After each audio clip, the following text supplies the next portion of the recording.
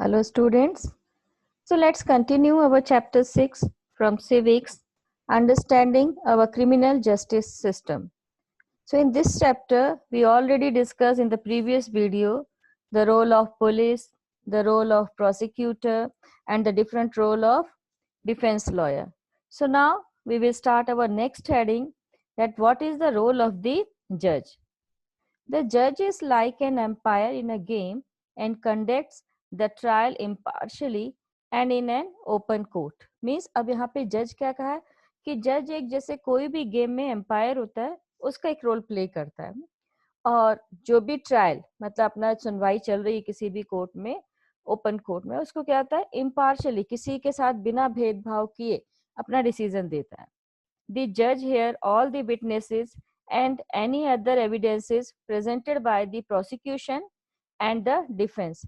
जज क्या करेगा, सारे गवाहों को सुनेगा, जो सबूत पेश किए जाएंगे दोनों, चाहे वो प्रोसिक्यूशन के द्वारा हो या फिर डिफेंस लॉयर के द्वारा, दोनों के द्वारा जो भी विटनेसेस दिए गए हैं, सबूत पेश किए गए हैं, एविडेंसेस दिए गए हैं, सारी चीजें क्या करता है उनको सुनता है. The judge decides whether the accused person is guilty or innocent on the basis of the evidences presented and in accordance with the law.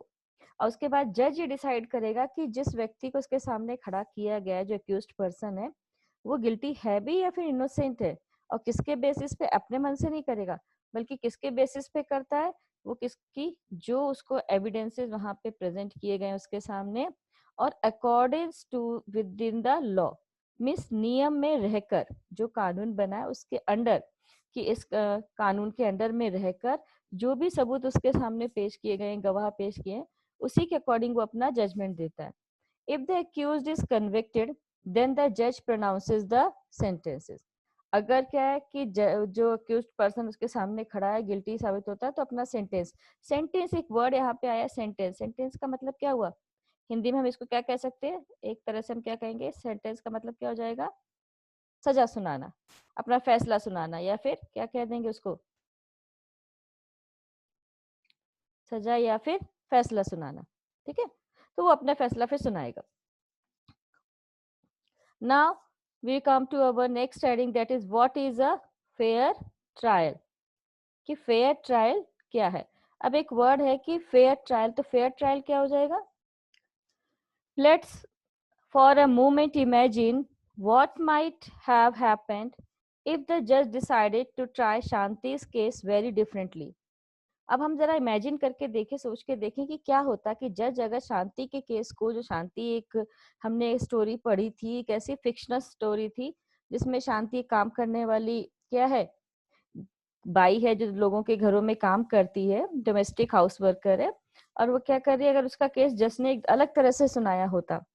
What if the court did not give a copy of the charge sheet and statements of witnesses to Shanti? क्या होता कि court ने शांति को जो एक chargesheet की copy वो ना दी होती, उसके खिलाफ जो भी गवाह पेश किए गए थे, विटनेसेस थे, अगर उसकी कॉपी उसको ना दी गई होती तो क्या होता.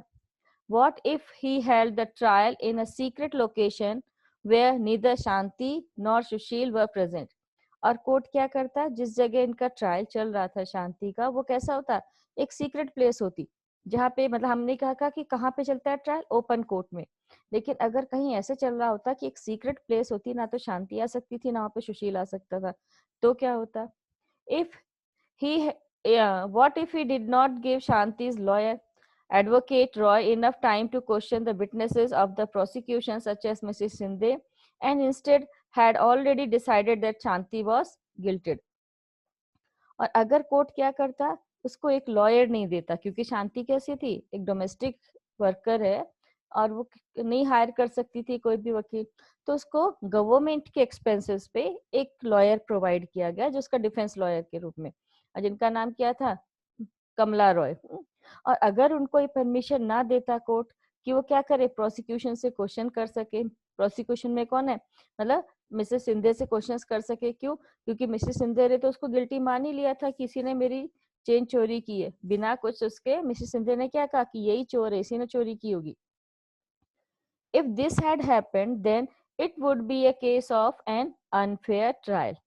अगर ये सारी चीजें होती तो वो केस जो है शांति वाला कैसा होता है, एक अनफेयर होता, मीन्स निष्पक्ष नहीं होता। तो this is because for a fair trial to be a fair several different procedures have to be observed. इसीलिए कि अगर कोई भी सुनवाई केस की चल रही है, ट्रायल जो चल रहा है वो कैसा होना चाहिए, फेयर है, तो उसके लिए अलग अलग कई तरह के प्रोसीजर्स जो है उनको ध्यान में रखा जाता है। आर्टिकल 21 ऑफ द कॉन्स्टिट्यूशन, देखिए यहाँ पे दिया है कि article 21 of the constitution that guarantees the right to life. 21 of the जो आर्टिकल है, आर्टिकल 21 ऑफ द कॉन्स्टिट्यूशन क्या गारंटी देता है, right to life states that a person's life or liberty can be taken away only by following a reasonable and just legal procedure। कि सबको एक अधिकार है, राइट है, फंडामेंटल राइट है, राइट टू लाइफ। ये कब लिया जा सकता है कि किसी भी आदमी की जो आज़ादी है, लाइफ लिबर्टी है, can be taken away only जब कुछ फॉलोइंग इसमें रीजन बताए गए हैं। कब? A fair trial ensures that Article 21 of the Constitution is upheld. Let us now return to Shanti's case as described in the storyboard and identify the essential elements for a fair trial. अब हम fair trial की बात करते हैं कि अगर हम ऐसा नहीं करेंगे, फेयर ट्रायल नहीं होता है, तो क्या होता है, किसी आदमी की या किसी व्यक्ति की आज़ादी हम छीन रहे हैं। तो अब हम फिर से शांति के केस पे आ जाते हैं और क्या देखते हैं, उसके केस को लेकर जो हमने एक स्टोरी बोर्ड पढ़ा, उसमें जाके ध्यान से देखते हैं, आइडेंटिफाई करते हैं कि कौन कौन से वो एलिमेंट्स थे जो एक फेयर ट्रायल के लिए जरूरी है। तो सबसे पहला क्या है, Shanti was given a copy of the chargesheet and all other evidences that the prosecution presented against her. Shanti सबसे पहला क्या था फेयर ट्रायल में कि शांति को जो चार्जशीट बनाई गई उसके अगेंस्ट में उसकी एक कॉपी दी गई, और किसमें, जो भी उसके खिलाफ प्रोसिक्यूशन ने क्या किया था, एविडेंसेस को प्रेजेंट किया था, वो सब उसमें चार्जशीट में लिखा था, उसकी कॉपी शांति को दी गई। शांति was charged with the offense of theft that was defined as a crime in the law। Chargesheet में क्या लिखा था कि शांति पे चोरी का इल्जाम लगा है, और जो क्या है हमारे कानून के अंदर में देखें, लॉ में एक क्या है, गुनाह, क्राइम है। The trial was held in an open court in a public view. और हमने क्या देखा जब स्टोरी बोर्ड पढ़ा, तो क्या देखा है कि उसमें और लोग भी बैठे हैं, केवल यही नहीं, पब्लिक व्यू मतलब और भी लोग, पब्लिक बैठी हुई है, ओपन कोर्ट में उसका सुनवाई चल रही, ट्रायल चल रहा है। Her brother Sushil could attend the court hearing. The trial was held in the presence of the accused। और उसका भाई भी उस कोर्ट में प्रेजेंट है, कि केवल शांति नहीं और लोग, बल्कि उसका भाई को भी परमिशन थी, वो भी वहां पे कोर्ट में प्रेजेंट है। ट्रायल कहाँ पे चल रहा है, जहाँ पे एक्यूज्ड कौन थी यहाँ पे, शांति, कि शांति की प्रेजेंस में, ऐसा नहीं कि शांति को ना लाया जाए कोर्ट में और उसके एब्सेंस में क्या चल रहा हो, ट्रायल चल रहा हो।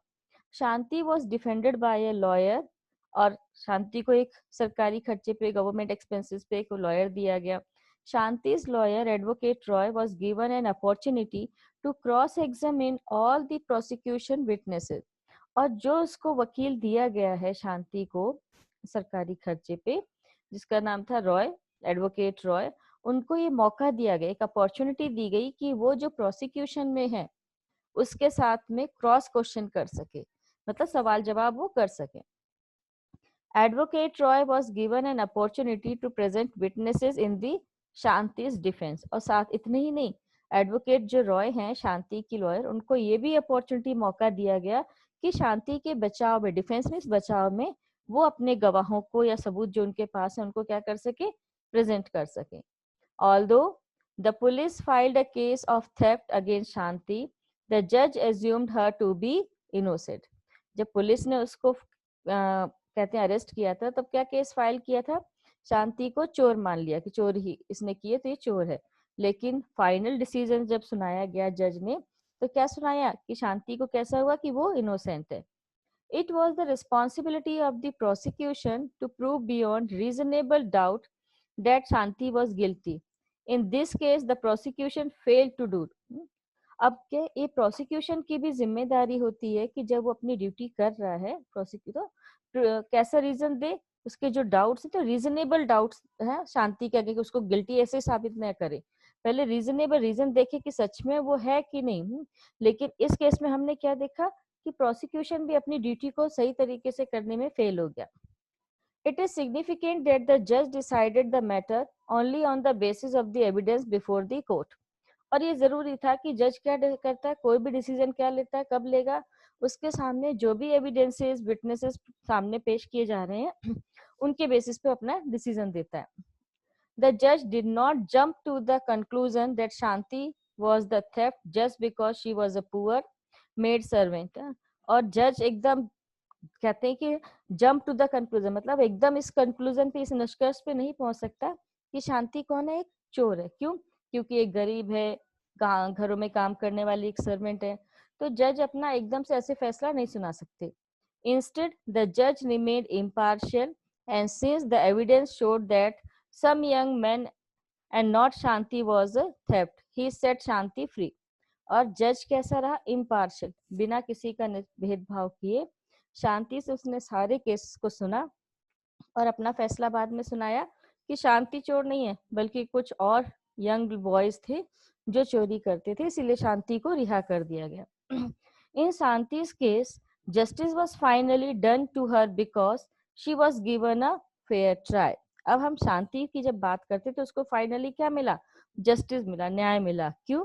क्योंकि because she was given a fair trial. क्यों? क्योंकि उसके साथ में एक निष्पक्ष, बिना किसी का फेवर किए, मतलब फेयर ट्रायल हुआ, इसीलिए उसको न्याय मिला. अब इस चैप्टर को जब हमने पढ़ा तो हमारा the constitution and the law both state that all the persons that we have discussed in the chapter should carry out their role in a proper manner. अब इस चैप्टर को हमने पढ़ा, एक स्टोरी पढ़ी शांति एम्ब्रम वाली, उससे हमें क्या पता चला कि हमारा जो कॉन्स्टिट्यूशन और जो लॉ नियम है, क्या कहते हैं, हर व्यक्ति को जो इस केस से जुड़े हुए हैं, जो चैप्टर में हमने पढ़े, उनको अपना रोल प्रॉपरली करना था, कि सही तरीके से अपने रोल को प्ले करना था. वो फिर चाहे सब इंस्पेक्टर हो या फिर हम कहें प्रोसिक्यूशन वाले लोग हों, जो जज था, प्रोसिक्यूशन का लॉयर, सभी को अपनी ड्यूटीज पूरी ठीक से करनी है.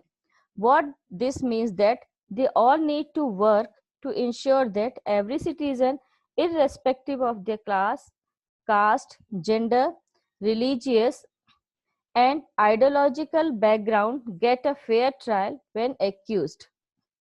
और इससे हमें क्या पता चलता है कि इस क्या कह रहे हैं कि इसलिए this means that all the need to work. हाँ, this means that they all need, जो लोग अपना प्रॉपर काम कर रहे हैं उनको, चाहे वो सिटीजन कैसा भी हो, किसी भी कास्ट का हो, किसी भी जेंडर, कोई भी उसका जेंडर हो, किसी भी धर्म का हो, वो किसी भी बैकग्राउंड को बिलोंग करता है, उसको कैसा चाहिए? एक फेयर ट्रायल मिलना चाहिए. The rule of law which says that everyone is equal before the law would not make much sense if every citizen were not guaranteed a fair trial by the constitution. ये क्यों? क्योंकि हमारा जो rule of law क्या कहता है कि हमारे कानून में चाहे कोई भी व्यक्ति हो, किसी भी कास्ट का हो, किसी उसका कोई भी जेंडर हो, किसी भी रिलीजन को बिलोंग करता हो, वो सब क्या है? बिफोर द, सब इक्वल है before the law. And would not make such sense if every citizen were not guaranteed. और ऐसा नहीं होना चाहिए, हर एक को कैसा मिलना चाहिए? एक फेयर ट्रायल मिलना चाहिए. ये हमारे कॉन्स्टिट्यूशन में लिखा है. तो ये चैप्टर था हमारा चैप्टर 6 सिविक्स का, और I think you all can understand very well. So thank you बेटा.